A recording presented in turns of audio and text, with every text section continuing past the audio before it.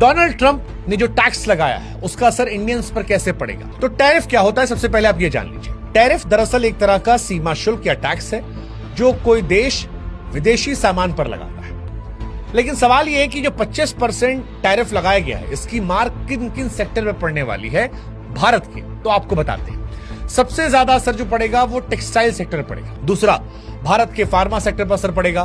Bharat America को 12 अरब dollar की generic दवाइयां भेजता है।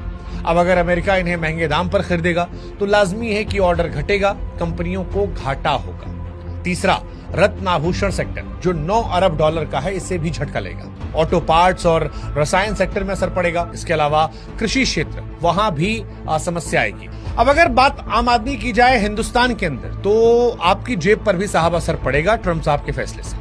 टैरिफ के चलते जब भारत का एक्सपोर्ट गिरेगा तो लाजमी है कि रुपए की कीमत डॉलर के मुकाबले घट जाएगी।